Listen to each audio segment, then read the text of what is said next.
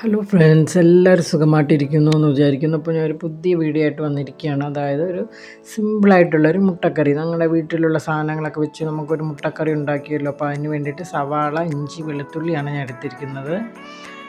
അപ്പോൾ നമുക്ക് സവാളയൊക്കെ ഒന്ന് കട്ട് ചെയ്തെടുക്കാം. ഞാൻ ഇവിടെ ഒരു 6 സവാളയാണ് എടുത്തിരിക്കുന്നത്. ഒരു 4 അല്ലി വെളുത്തുള്ളിയും ഒരു ചെറിയ പീസ് ഇഞ്ചി എടുത്തിട്ടുണ്ട്. അപ്പോൾ നമ്മൾ സവാളയൊക്കെ തുടിച്ച് ഇഞ്ചി എല്ലാം വൃത്തിയാക്കി വെച്ചിട്ടുണ്ട്. നമുക്കിനി ഇത് കട്ട് ചെയ്ത് എടുക്കാം. അപ്പോൾ ഇതൊക്കെ കട്ട് ചെയ്യാനാണല്ലോ നമുക്ക് കുറേ സമയം വേണ്ടേ, കണ്ണെല്ലാം നേറി ഒരുപാട് ബുദ്ധിമുട്ടാണെങ്കിലും കട്ട് ചെയ്തെടുത്തിട്ടുണ്ട്. അപ്പോൾ ഇഞ്ചിയും വെളുത്തുള്ളി എല്ലാം ഞുരിഞ്ഞുരാന്ന് ഇതിൽ കൂടി തന്നെ ഇട്ടാൽ മതി കേട്ടോ. അപ്പോൾ അതെല്ലാം കട്ട് ചെയ്തെടുത്തിട്ടുണ്ട്. ഇനി നമുക്കൊരു ചട്ടി അടുപ്പത്തോട്ടൊക്കെ വെച്ച് എണ്ണയെല്ലാം ഒഴിച്ച് കടുക് വറുത്തെടുക്കാം. അപ്പോൾ ആ കടുവെല്ലാം പൊട്ടി തുടങ്ങിയിട്ടുണ്ട്. ഇനി നമുക്ക് അരിഞ്ഞു വെച്ചിരിക്കുന്ന സാധനങ്ങൾ ഇട്ട് നന്നായിട്ടൊന്ന് വഴറ്റിയെടുക്കാം.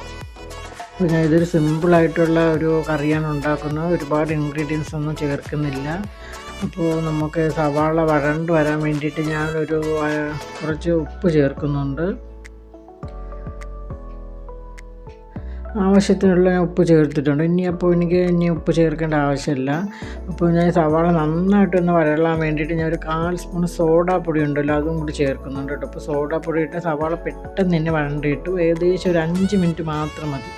ഇപ്പോൾ ചിക്കൻ കറി വെക്കുമ്പോഴാണെങ്കിൽ, നിങ്ങൾ ഏത് കറി വെക്കുമ്പോഴാണെങ്കിൽ ഈ സവാള വഴറ്റുന്ന സമയത്ത് കുറച്ചൊരു 1/4 സ്പൂൺ സോഡാപ്പൊടി ഇട്ട് പെട്ടെന്ന് വഴണ്ടി കിട്ടും. അതുപോലെ സവാള വരളുന്നതനുസരിച്ച് നല്ല വരണ്ടിട്ട് കറിക്കും ടേസ്റ്റ് കൂടുതലാണ്. ഓക്കെ, അപ്പോൾ സവാള പെട്ടെന്ന് തന്നെ വഴണ്ട് വരികയാണ്. കണ്ടോ, ഇതിപ്പോൾ ഒരു ഏകദേശം 2 മിനിറ്റ് പോലും ആയില്ല. അതിനകത്ത് നന്നായിട്ട് വഴണ്ടിട്ടിട്ടുണ്ട്.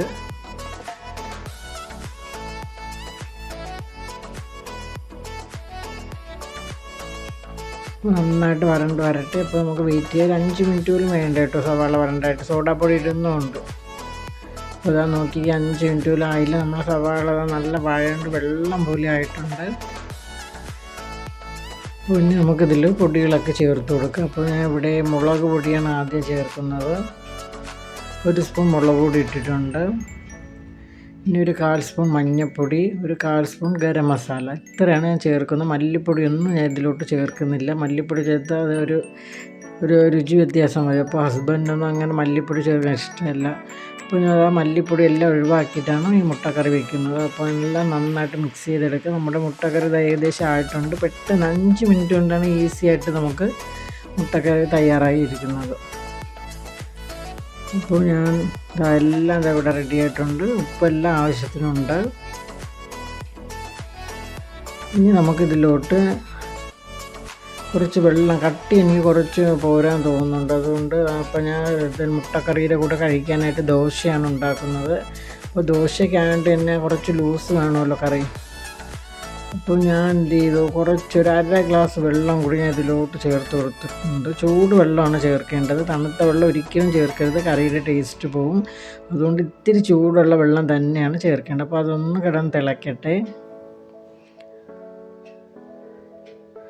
കറി നല്ല ഗരം മസാലയുടെ ഒക്കെ നല്ല മണം വരുന്നുണ്ട്. ഇപ്പോൾ കറി ലീഫൊന്നും എൻ്റെ കയ്യിലില്ല, അതുകൊണ്ട് ഞാൻ അതൊന്നും ഇട്ട് കൊടുക്കുന്നില്ല. പെട്ടെന്നൊരു കറി ഉണ്ടാക്കാമെന്ന് വിചാരിച്ച് അങ്ങനെയുള്ള സാധനങ്ങൾ വെച്ച് തട്ടിക്കൂട്ടിയതാണ്. അപ്പോൾ കറി തിളയെല്ലാം വന്നിട്ടുണ്ട്. ഇനിതാ നമ്മുടെ മുട്ട അവിച്ച് വെച്ചിട്ടുണ്ട്. അപ്പോൾ അതും കൂടി ഇട്ട് കൊടുക്കാം. മുട്ട ഞാൻ പോന്തിയാണ് വെച്ചിരിക്കുന്നത്, എങ്കിലേ അതിൻ്റെ സത്തല്ലേ കറിയിലോട്ട് ഇറങ്ങുകയുള്ളൂ. അപ്പോൾ നമുക്ക് മുട്ടയെല്ലാം ഇട്ട് ഒരു തിളപ്പം കൂടി തിളച്ച ശേഷം നമുക്ക് ഗ്യാസ് ഓഫ് ചെയ്യാം. അപ്പോൾ നമ്മുടെ മുട്ടക്കറി റെഡി ആയിട്ടുണ്ട്.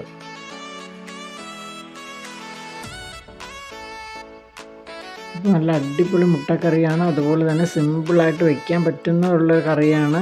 അപ്പോൾ എല്ലാവരും ഒന്ന് ട്രൈ ചെയ്ത് നോക്കുക. നിങ്ങൾക്കൊക്കെ ഇഷ്ടമാണെങ്കിൽ അതിൻ്റെ ഫീഡ്ബാക്ക് എല്ലാം അറിയിക്കുക. എൻ്റെ സുജാസ് ഫുഡ് എന്ന ചാനൽ ഇഷ്ടമാണെങ്കിൽ സബ്സ്ക്രൈബ് ചെയ്യുക. അതോടൊപ്പം തന്നെ ലൈക്ക് ചെയ്യുക, ഷെയർ ചെയ്യുക. അപ്പോൾ നമ്മുടെ മുട്ടക്കറി എല്ലാം ഇവിടെ റെഡി ആയിട്ടുണ്ട്. അപ്പോൾ നമുക്കിതിന് ദോശയുടെ കൂടെ ഒന്ന് കഴിച്ചാലോ. വളരെ സിമ്പിളായിട്ടുള്ളൊരു മുട്ടക്കറിയാണ്. എല്ലാവരും ഒന്ന് ട്രൈ ചെയ്ത് നോക്കുക. നിങ്ങൾക്ക് ഇഷ്ടമാവും. ഫീഡ്ബാക്ക് എല്ലാം അറിയിക്കുക. അപ്പോൾ ഞാൻ മറ്റൊരു വീഡിയോയുമായി വീണ്ടും വരുന്നതാണ്. അതുവരേക്കും ടാറ്റ, ബൈ ബൈ.